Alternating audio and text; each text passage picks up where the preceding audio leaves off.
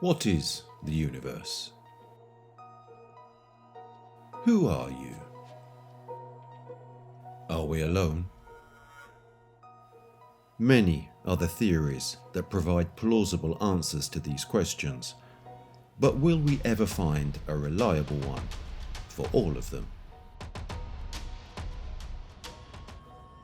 More and more proven analogies suggest that there was a contact made here, on Earth.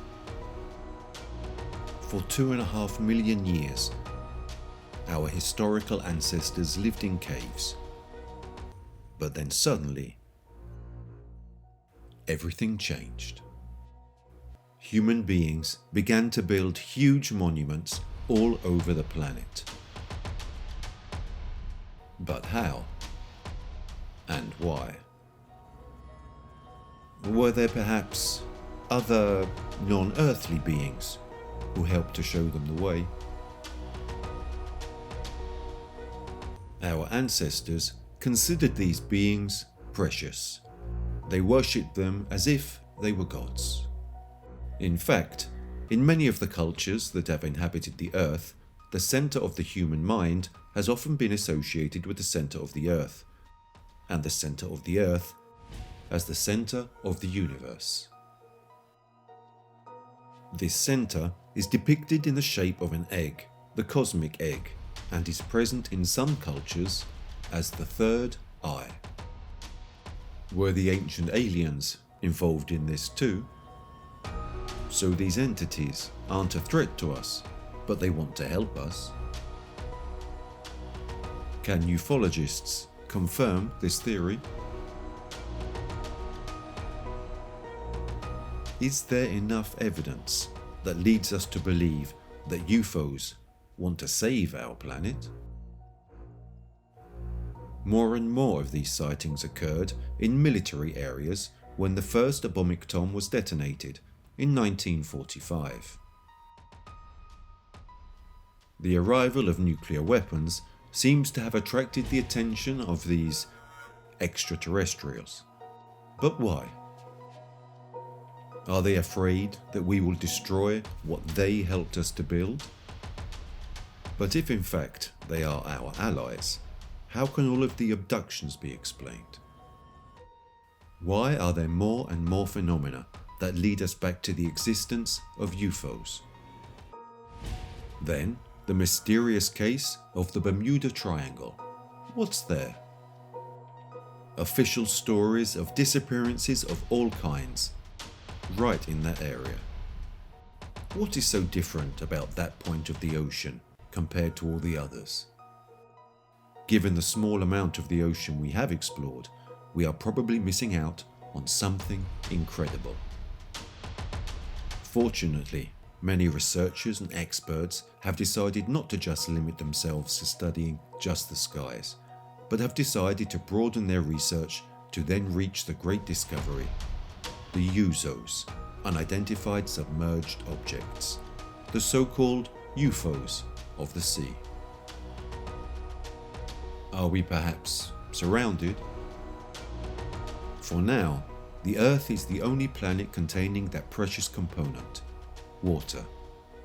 Is what is here really ours, or is it thanks to someone or something else that we have all of this?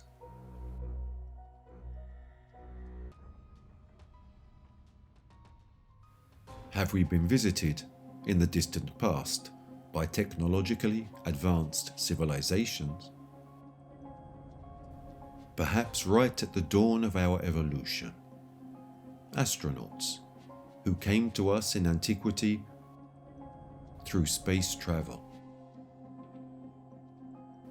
landing on the surface of our planet, coming from the stars that fill our skies.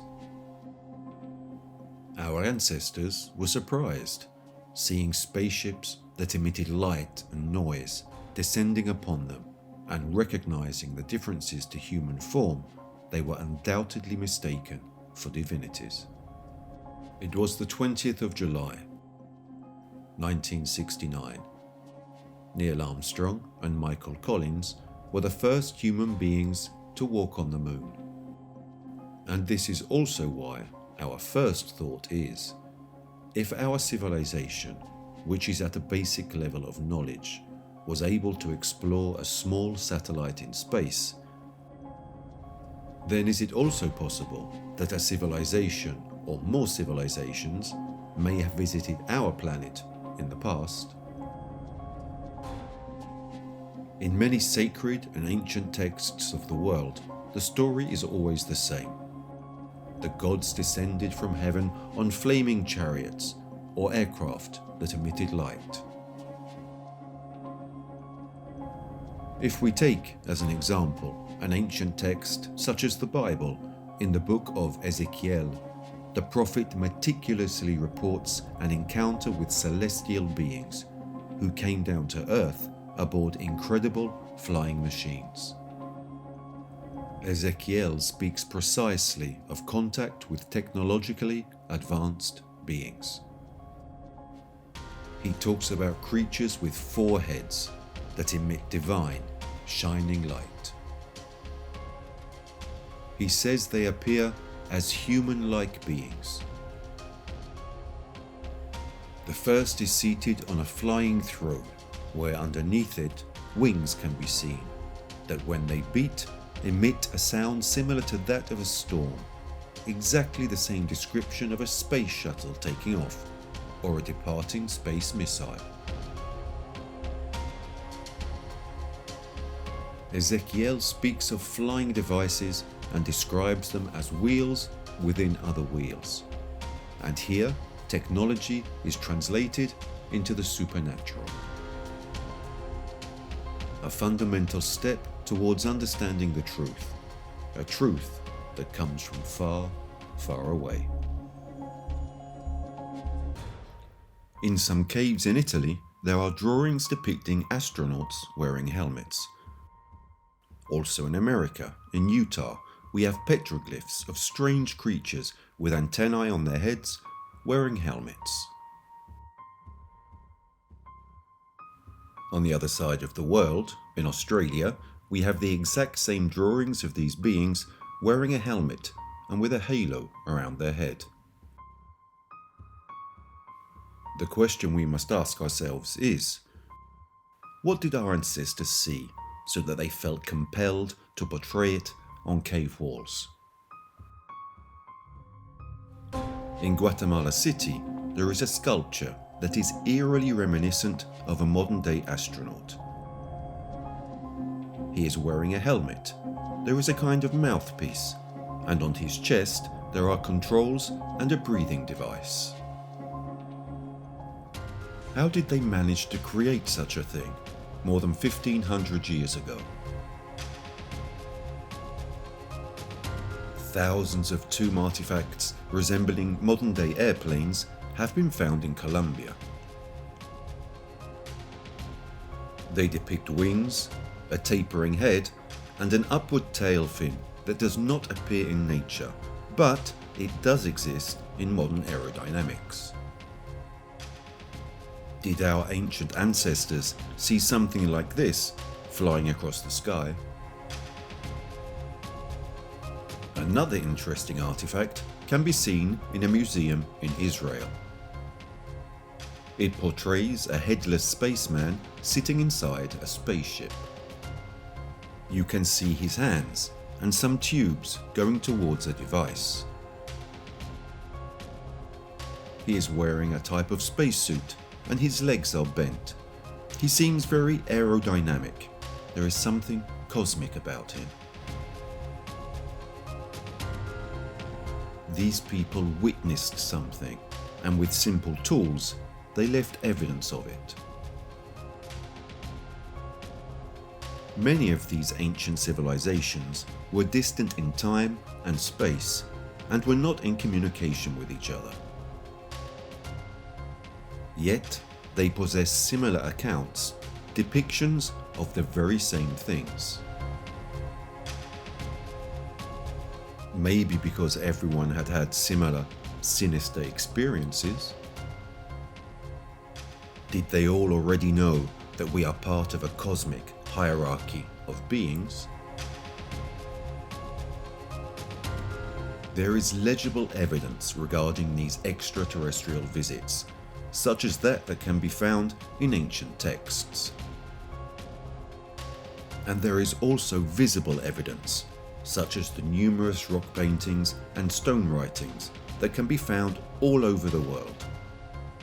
And this is where pictures are worth 1,000 words. All these ancient illustrations or statues portray figures dressed in strange ways, wearing unusual headdresses. But are they really alien astronauts? Visitors from other worlds who landed on the Earth millions of years ago? The most significant illustration for proponents of ancient alien theories can be found in Mexico. The Mayan archaeological site of Palenque had been abandoned for centuries when it was discovered by Spanish scholars. Here were found great pyramids, a secret tomb in the depths of the earth, and a very important sarcophagus. The sarcophagus of the ruler of Palenque. We are in the 7th century, and we are talking about King Pacal, a 2.5-meter tall, mysterious Mayan leader, who apparently died there. They built this pyramid around his tomb, and the Maya worshipped him as if he were some kind of deity. Ancient astronaut theorists interpret the engraving found on his grave as a man sitting in a capsule with a mask on his nose. With his upper hand, he manipulates some controls, and with his lower hand, he is switching some kind of device on. His heel is placed on a pedal, and a flame can be seen outside the capsule. Pacal appears not to have been the only alien who once walked upon our Earth. The Maya had a very advanced calendar and mathematical system. Why were the Maya so obsessed with the stars? Theirs was one of the most advanced ancient cultures. Yet, the Maya disappeared around the year 500, and we know nothing of their end. As if they had vanished into thin air. By now, there is multiple proof of an alien existence. The pyramids are connected to the gods who once came down to Earth. Without a little interplanetary help, how could the early Egyptians have learned to stack the nearly 2.5 million blocks of limestone to create the pyramids? How could prehistoric man move the immense boulders of the Stone Age? How could they make the stones fit together so tightly and precisely?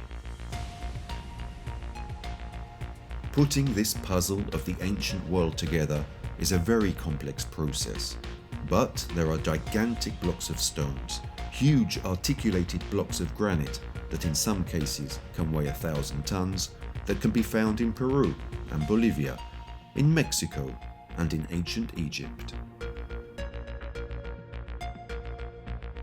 One has to ask the question, how and why did these ancient peoples drag blocks to stack them on top of each other to create these giant structures?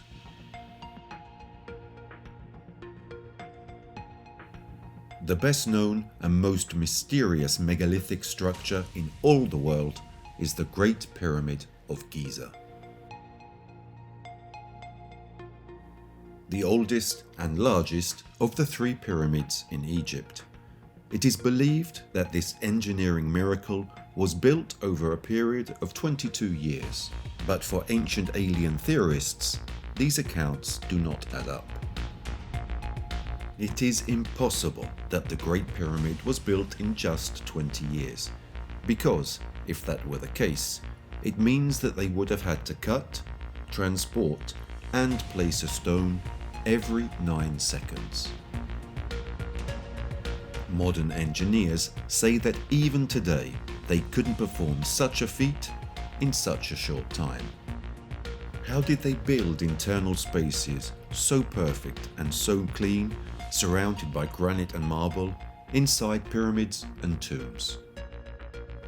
One thing is clear: somebody, somehow, helped our ancient civilizations. In Egypt, there are ancient traditions that say that the Great Pyramid was built by a pharaoh named Saurit. The name Saurit refers to the person known in the Jewish community as Enoch. Enoch is an Old Testament prophet. The books of Enoch are apocryphal texts. So is there a connection between the figure of Enoch and these extraterrestrials? He clearly states that he met them. In the apocryphal scriptures, it is written that Enoch gives the order to erect a building that cannot be destroyed for thousands of years. The ancient Egyptian texts clearly state that the pyramids were built by humans, but with the assistance of the guardians of the sky, that is, of the gods.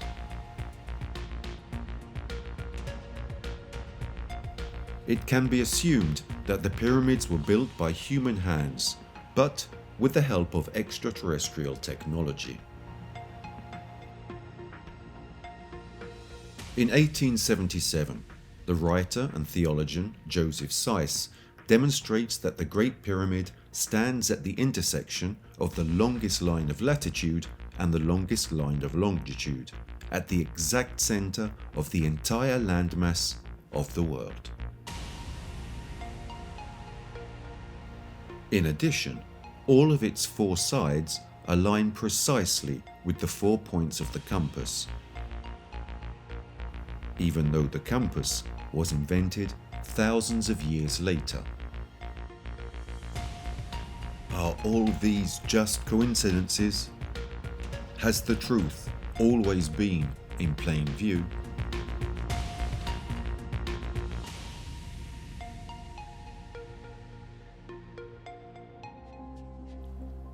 In many of the cultures that have inhabited our planet, the center of the human mind has often been associated with the center of the Earth, and the center of the Earth as the center of the universe.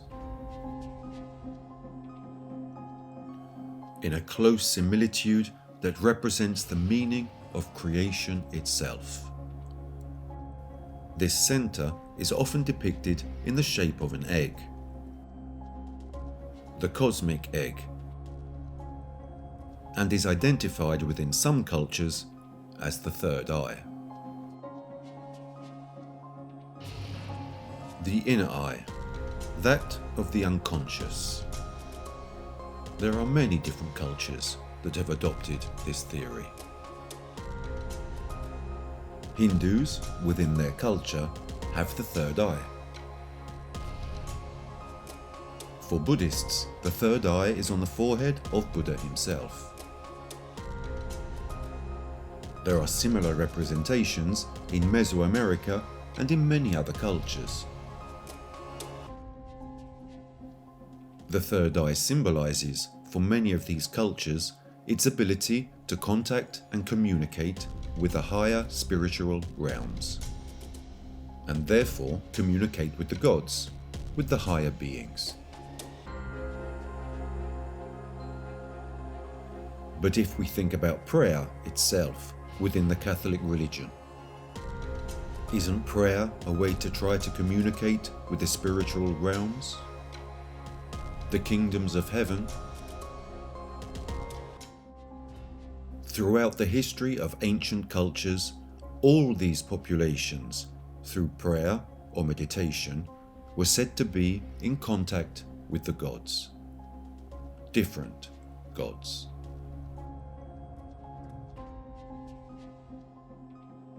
Tesla himself stated that there is a terrestrial field that connects all things.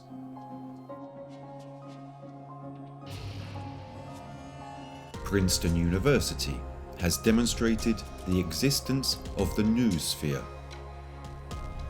of global consciousness, the collective human mind. We are all connected to every single object in the universe. When we talk about the third eye, we are talking about higher enlightenment, a possibility or capacity developed over the years through transcendental meditation processes. Being able to get in touch with the spiritual realms of existence. It is a connection with the great unknown, with the force of the universe. With all of us. The cosmic egg leads back to the third eye for the ancients.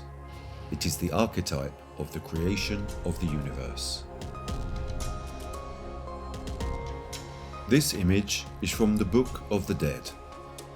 The image depicts a southern cosmic egg on the left and a northern cosmic egg on the right, with two women pouring the waters of creation into the egg. Even the ancient Egyptians have depictions of the cosmic egg. They depict life after death, so it is a symbol that is connected to the spiritual realms. How can it be possible to find this symbol in numerous cultures if all of these cultures were spread all over the world? How, if these cultures never made contact with each other? Why has this meaning and that same representation transcended the ages and placed itself at the center of this very meaning?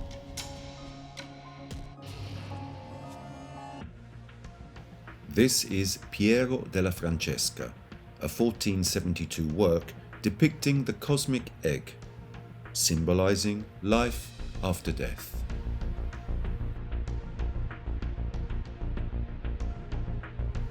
Here we have the cosmic egg depicted in the microcosm within an esoteric representation.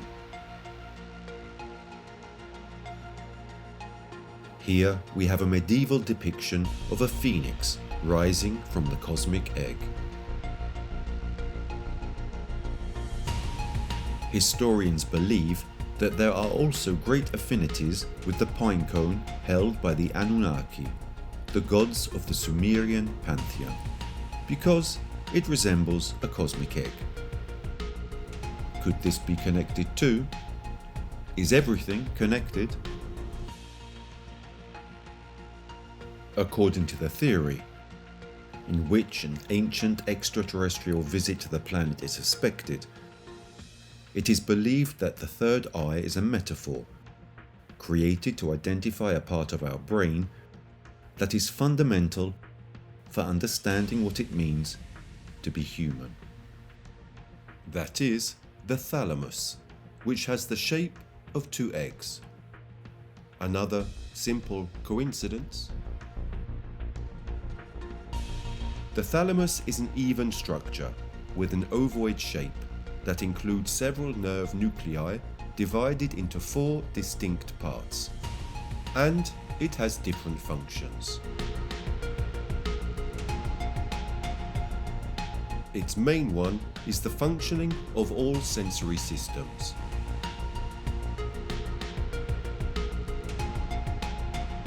Experts in neurology call it a processing and transmission station. The Eye of Horus symbolizes good health and prosperity.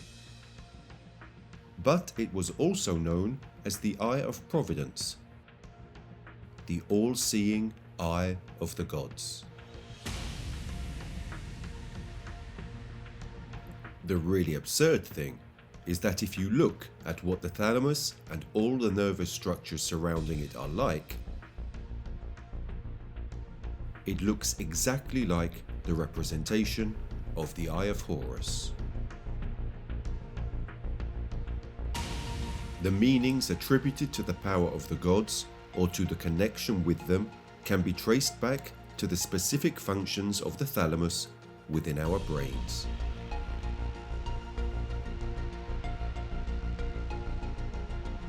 This same meaning is often attributed to the pineal gland. This gland, in 130 AD, was described as the seat of the spirit, the seat of the soul.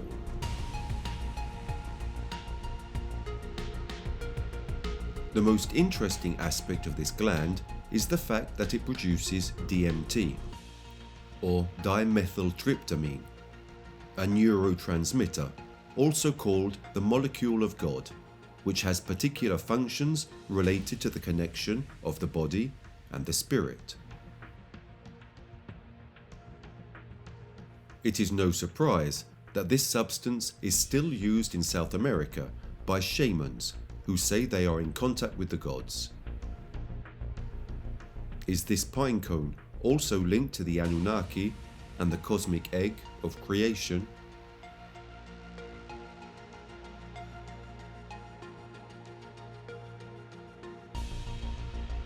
Jung stated that our psyche is constituted in harmony with the structure of the universe, and what happens in the macrocosm equally happens in the infinitesimal and more subjective recesses of the soul.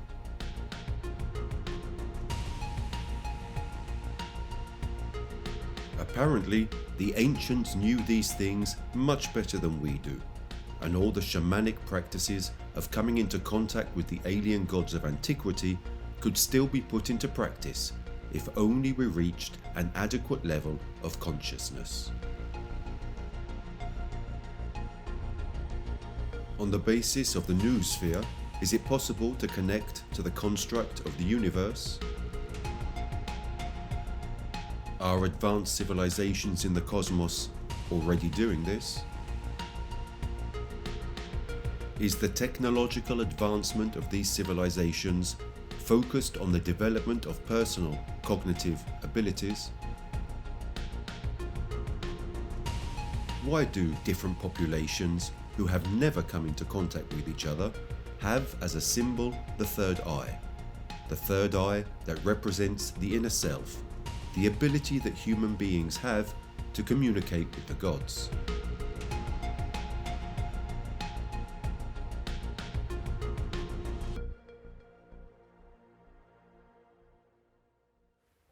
Something changed. Perhaps the awareness of the human being. Maybe a feeling such as arrogance took over.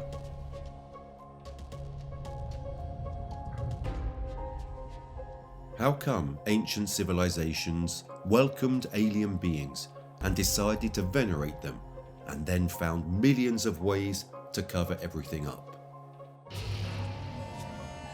What exactly are they hiding? Who is behind all of this?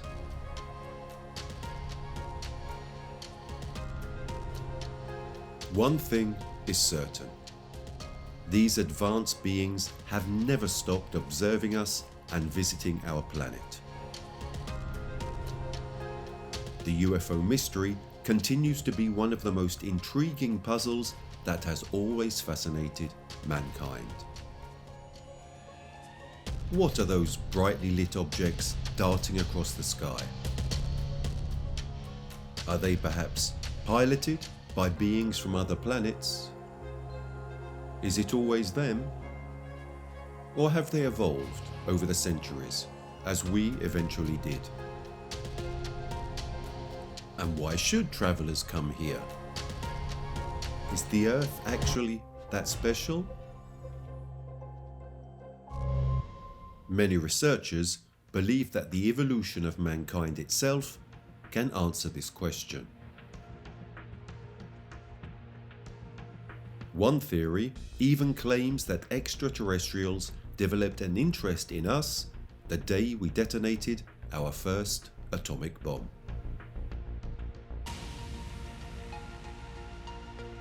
Did visitors from other worlds fear that we could become a threat to the universe? That with our rockets we could have destroyed inhabited worlds? During the two nuclear explosions in 1945, the first flying saucers were officially sighted. In 1947, the pilot Ken Arnold was flying over Washington state. And when he landed, he claimed to have seen 9 silver discs following him. And according to his estimates, they were flying at approximately 2,600 kilometers per hour. He described their movement as that of a saucer skipping along the surface of water, and the reporters were so enthusiastic that one of them coined the phrase flying saucers. But were the flying objects Arnold saw really the first UFOs? During the Second World War, luminous objects were sighted following aerial bombardments as they made their way to their target in Germany. Are there any objects sighted in our skies in the past that suggest what the real mission of the alien visitors is? In November 1896, in California, a ghost ship suddenly appeared over Sacramento.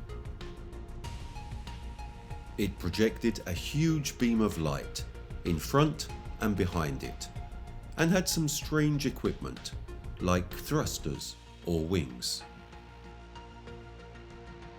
The object travelled around the rest of the country during April 1897, and there are numerous descriptions of it. Something similar happens in Minnesota.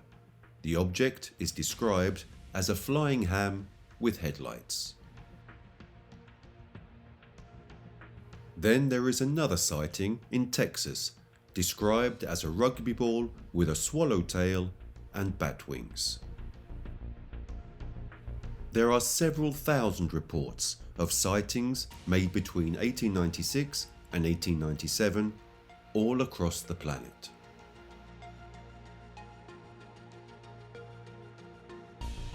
There are drawings that are more than 400 years old, and they are documents that change many opinions. They were found in the 16th century. Whoever made these drawings had certainly seen something. They are evidence of sightings even in that century, the difference being that they were considered as divine signs.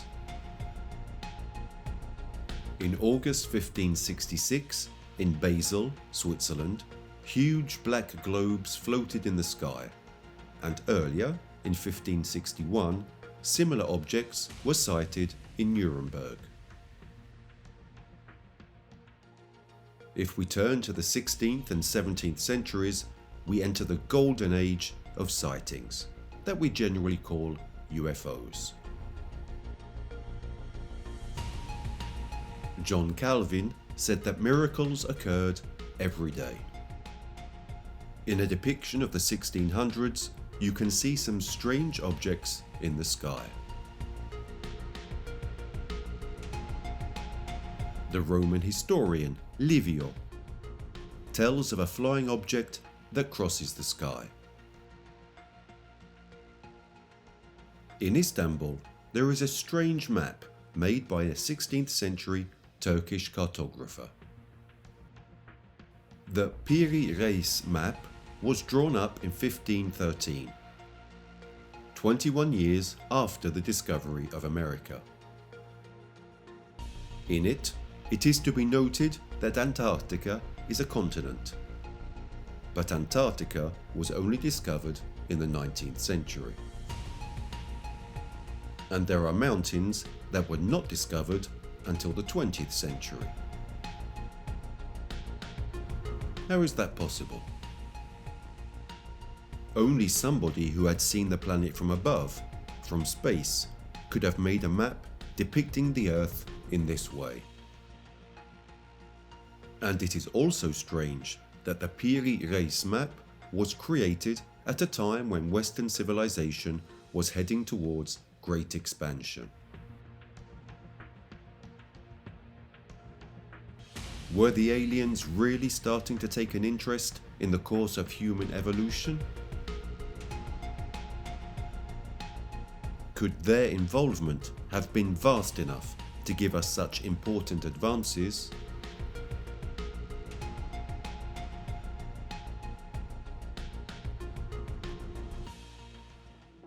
El Castillo is a pyramid in Mexico, where, twice a year, on both the spring and autumn equinoxes, a ray of sunshine falls perpendicularly across its steps, so as to create a mysterious shadow. The image of a giant snake crawling along the base of the pyramid attracts the eye. The snake is the representation of Kukulkan, the Mayan god who is said to have created all life forms on Earth. It was he who ordered the building of the pyramid in this way. But why would the serpent god order a structure like this to be built? And why was it built with such precautions as to ensure that the image of the snake appears, as if by magic, twice a year? This pyramid works just like a calendar. It counts exactly 365 days. For a people who did not have a calendar, this was the signal of the beginning of the seasons, therefore of the sowing and the harvest, and it meant life or death. If these monuments were indeed a gift from the gods, then those superior beings were deeply connected to local civilizations. They wanted them to live and thrive. But why around 600 AD did the Mayans abandon their cities and crops and head north? It wasn't for war. It wasn't for epidemics or famine. They set out as if someone had ordered them to. Is it possible they emigrated to teach others their knowledge? That they achieved these goals without any outside help?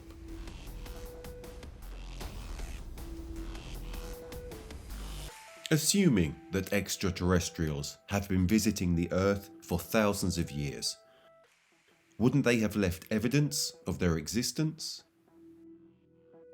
Anything other than the stories, the drawings of strange objects in the sky? Many scholars think that this kind of evidence can be found in the Nazca Plain in southern Peru. These traces are probably 2,000 years old, but their resemblance to a modern-day airport is quite striking. The tracks found in Nazca are described as landing strips. So, are they remnants of space traffic? They are figures visible only from above. They probably needed them to indicate their route. If this is true, what will interplanetary travelers have brought here? Or what will they have taken away? More and more interesting theories about UFOs are constantly being revealed. Let's say that beings light years away from us have never really managed to visit us. But maybe inhabitants of some nearby world have. But from which of the neighboring worlds? Is it possible that it is another planet we are unaware of? At one time, people believed that intelligent life forms could exist on nearby planets. In fact, people associated UFOs with Mars or Venus. But today, we know that conditions existing on the other planets in our solar system make the existence of life unlikely.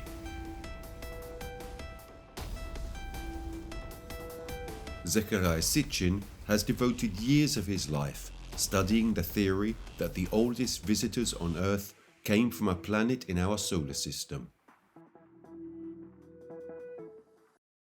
He believes that the answer lies in the Sumerians, whose origins are uncertain. The first information concerning them dates back to the 3rd millennium BC. We can find many answers to questions about extraterrestrials, and we can witness them in the ancient records of the Sumerians.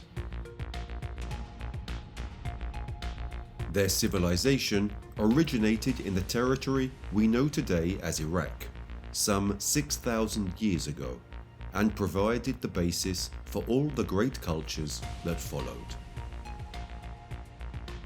From the Babylonian to the Syrian culture. Sitchin states it all originated with the Sumerians. Writing and mathematics, the wheel, the oven, brickmaking, multi-story buildings, the monarchy, codes, laws, astronomy, and much, much more. Many cultures have had to struggle over centuries to evolve. But the Sumerian civilization suddenly appeared, as if it had been transported there. The Sumerians were aware of detailed notions about the solar system thousands of years before modern astronomy was born. How is this possible? The knowledge that the Sumerians had of astronomy is incredible. They knew all the planets that we know today. They described and even depicted them in their exact positions and dimensions. Copernicus was the first astronomer to prove that all the planets in our solar system revolve around the Sun. This happened in 1543, but the Sumerians claimed the same thing over 5,000 years earlier. Another thing that is even more incredible, they described Uranus and Neptune as blue-green twins. We were able to observe these planets closely only in 1986, thanks to the Voyager space mission. This space mission described the two planets as blue-green twins. Exactly as the Sumerians had described them. Is all this just a coincidence? Is it just fantasy? The Sumerian text explicitly says that all their advanced knowledge came from the Anunnaki, a word which literally means those who came to Earth from heaven. But where did these visitors come from? Did the Sumerians leave any clues? The ancient Sumerian writings describe a planet that revolves around the Sun in an oblique orbit with respect to the others, and that makes a complete orbit every 3,600 of our years. They called this planet Nibiru, and it would seem that the Anunnaki came from this world.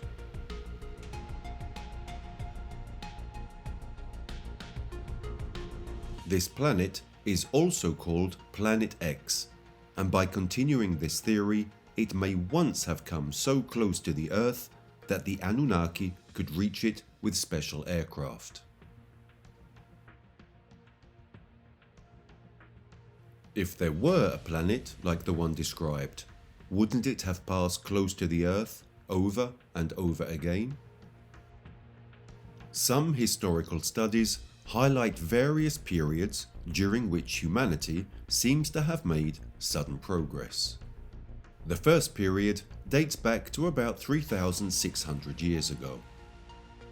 The hypothesis that the Anunnaki took advantage of their proximity to Earth on various occasions and that each time they helped us to progress is very plausible. Are we all part of a cosmic science experiment?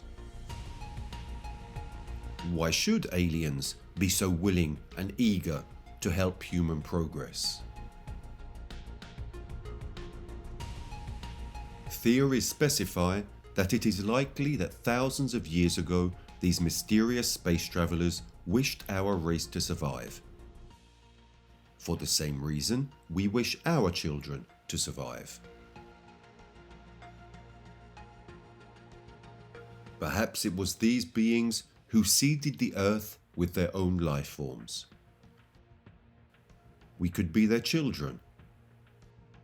This theory could also be supported by the biblical account of the creation of man.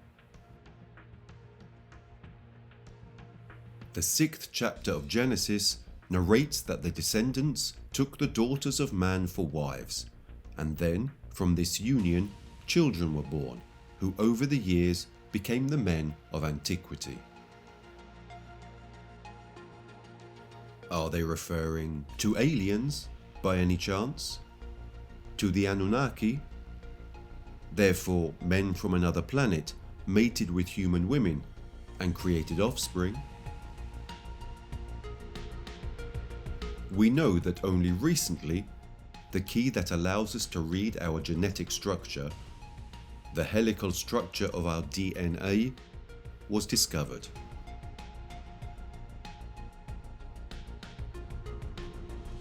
But if we go back in time, we can find the same image in a Sumerian document from 5,000 years ago.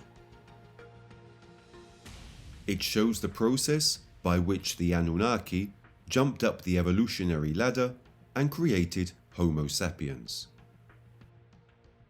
We have, partially, the same genetic constitution, created in their image and likeness. This would explain why visitors from the skies resemble humans in ancient depictions. Have we then discovered ourselves? Does the modern theory on the existence of UFOs somehow justify doubts about the mystery of creation? Are there all-powerful beings responsible for everything we don't understand? In some ways, they are the equivalent of Zeus and Hercules in Greek and Roman mythology. Thus, in a certain sense, they represent the last chapter of the great story of human mythology.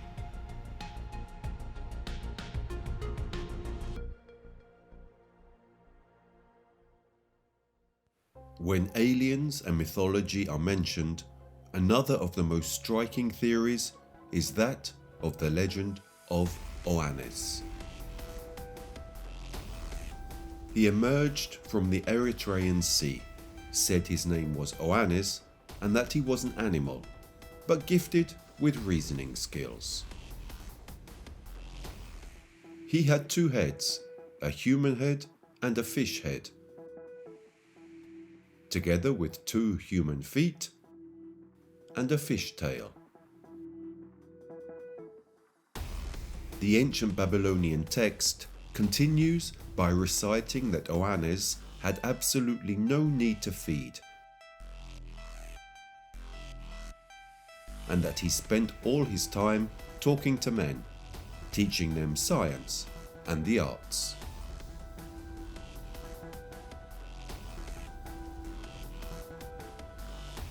It was in fact from Oannes that men learned writing, learned to understand signs, and planned the construction of a temple. These teachings, together with the principles of geometry, gave a strong boost to evolution. they became the cornerstones of all cultures. The most recent information we have on Oannes tells us that when the sun went down, he dived into the sea and stayed there all night.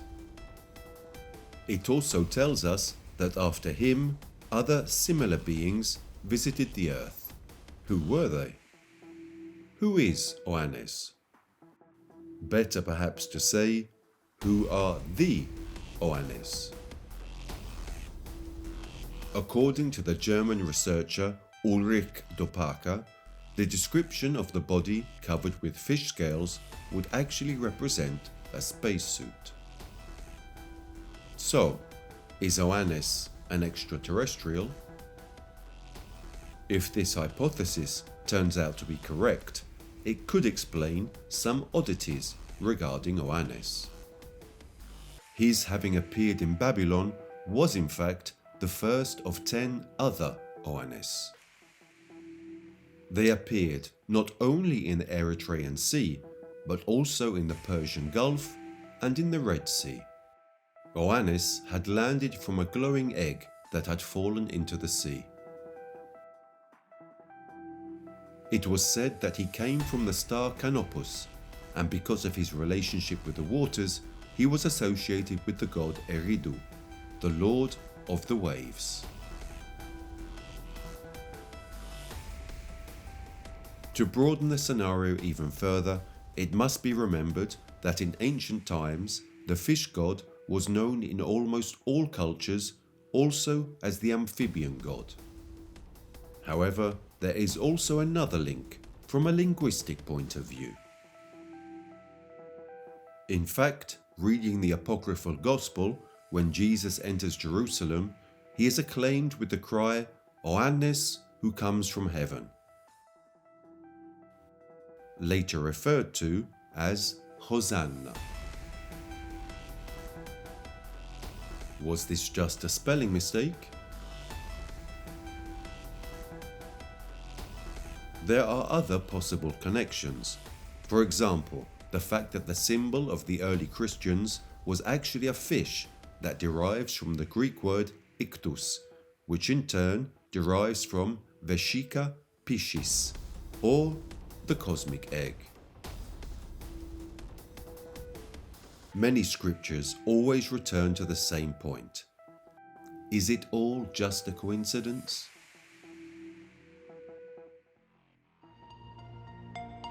Most scholars and most people who believe in the existence of a higher entity are, however, increasingly focused on observing and studying the skies, forgetting that space is not the only unexplored dimension. There is another one.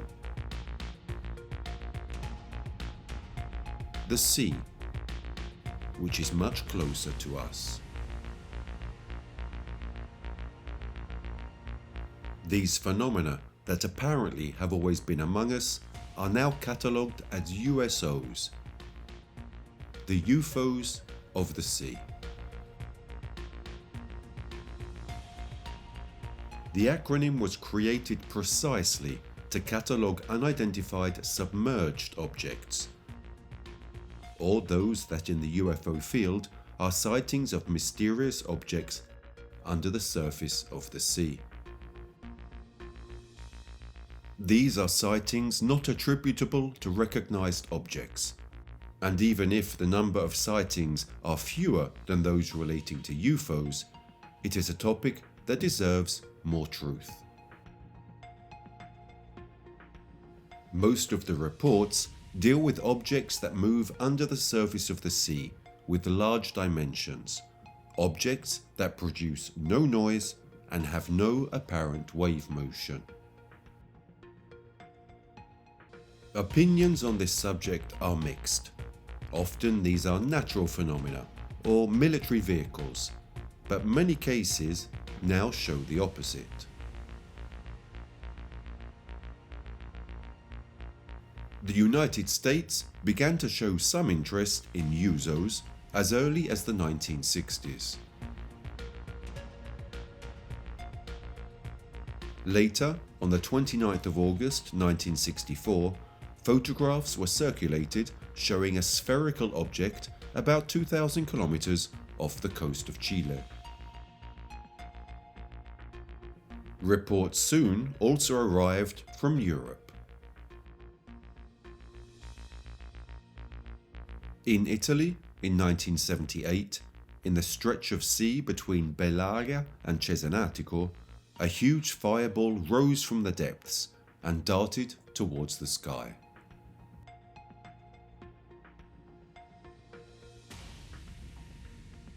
In 1994, the US Navy revealed a mysterious pulsing sound in a stretch of sea in the Pacific Ocean. The sound came from the seabed, and as the expert stated, it was not something biological, but mechanical. There was immediate talk of unidentified submarine bases. Facts relating to the famous Bermuda Triangle were even associated with underwater alien bases.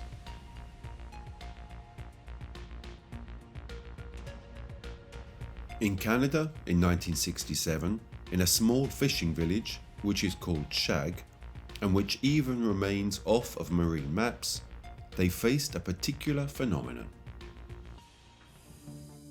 Everything began with the sighting of strange orange lights in the sky. It was claimed that the flashing lights headed out to sea and started floating on the water about half a mile off the coast. Everyone initially thought that it was a plane crash and took care to alert the Canadian police. Meanwhile, the lights were stationed on an unknown object about 60 feet in length. The first men arrived, and they spoke of a yellow light that moved slowly upon the surface of the water, leaving a yellowish trail. No boats and no aircraft were missing from the roll call that evening. The following day, an official communiqué was issued. Something from the sky had hit the water. An object of unknown origin. The incident was quickly closed, with no comments from the official authorities. But why? Yet the American UFO Research Center conducted in-depth research on the case, noting deliberately unspoken details. The object traveled at a speed of 25 nautical miles, in an area of sea close to a survey base. The object was picked up by sonar, and the signal was sent to some nearby ships. After a few days, the authorities made an anonymous recovery attempt, even if no one ever specified what there was to be recovered. In December 1977, the crew of the fishing boat noticed a donut-shaped object that slowly emerged from the water, between 300 and 500 meters long. When it took off, it remained in stationary orbit almost above the boat, putting all its installation systems out of use. Evidence. Chilling testimony years afterwards. More and more people see things, fewer and fewer people are silent.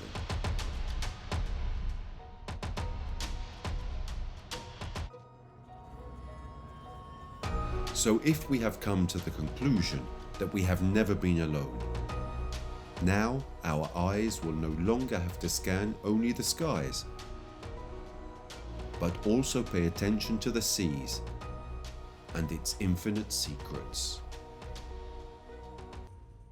So, there are several theories that revolve around UFOs. Are they actually our creators? Have we, human beings, succeeded in progress with the help of somebody else? What has changed over time to lead us to hide the truth about our true existence? The theories may differ, but one thing is certain. We are not alone. We were not alone, and we will never be alone.